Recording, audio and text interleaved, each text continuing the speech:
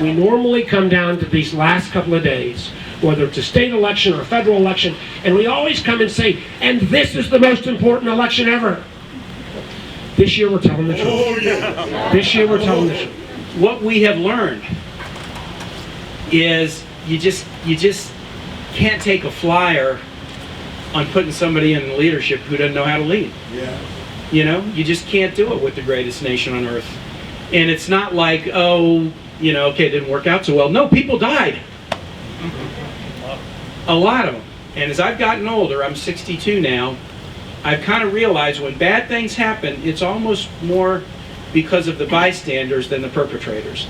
There will always be perpetrators of bad things, human nature. But for bad to really happen, you got to have a lot of bystanders. And sadly, in 2016, we had a lot of bystanders. What we're seeing with the early vote suggests that people want to participate and engage, and they don't want to be bystanders.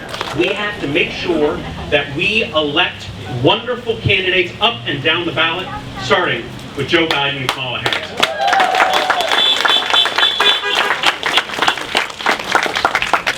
A year and a half ago, we showed how Virginia is no longer a purple state. We are fully blue. We have made amazing changes to be able to protect our LGBTQ community. We've made amazing changes to be able to reform our judicial system and to make sure that more people have health care. That's what happens when you elect Democrats. When we rehire Elaine, when we hire Qasim, there we make sure we've got another possibility out in Cameron Webb, out in the 5th District of Virginia. Abigail Spanberger's going to come back. Obviously, Bobby Scott, Donald McEachin. Let's keep this blue wave rolling. When I look back at where we were 2 years ago this weekend, we were going into a tough race that people didn't think we could win, and we didn't have the majority in the House of Representatives. But we won this seat, and this seat, truly, the road to the majority in the U.S. House went through Virginia's 2nd District, and we won it.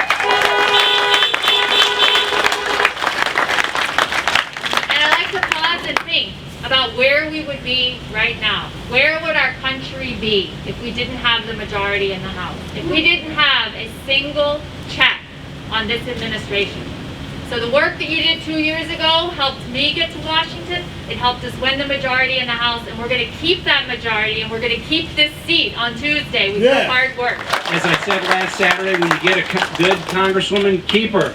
Keep Elaine. Make sure we do everything to keep her. Do what you can in the first to elect Qasim Rashid. When Mark ran for governor in 2001, we were redder than red in every dimension, at every level, local, state, federal, presidential, redder than red.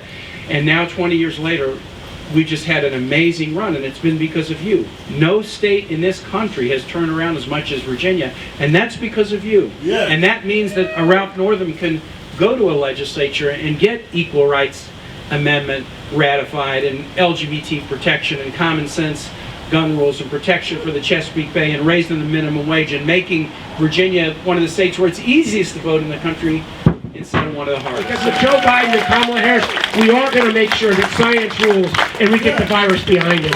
We are going to not get rid of Obamacare, but we're going to improve on it and make sure that we can actually bring down drug costs. We're going to make sure the promise of Medicare and Social Security, and as somebody, as Tim reminds me sometimes, is now both the senior senator and a senior citizen. That Medicare and Social Security stuff makes a lot more sense.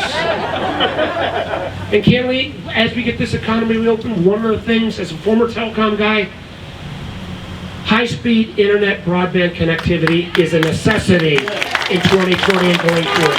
And there is a way to make that happen. And for all these students here, we need to take advantage of these record low interest rates and refinance all the student debt in this country to below 3%.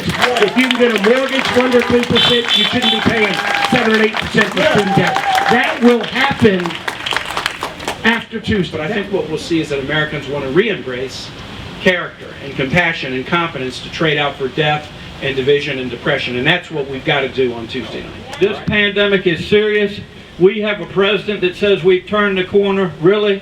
We have a president that said that this virus was going to go away like a miracle. Really? We had a president that said that everybody could get a test. Well, everything that he said has been untrue. That's why we need new leadership in the White House. That's why we need to elect Joe Biden and Kamala Harris. We've got 2 days left. Let's get us across the finish line. Thank you all so much for being out here. Keep up the good work. Let's keep this blue wave going in Virginia.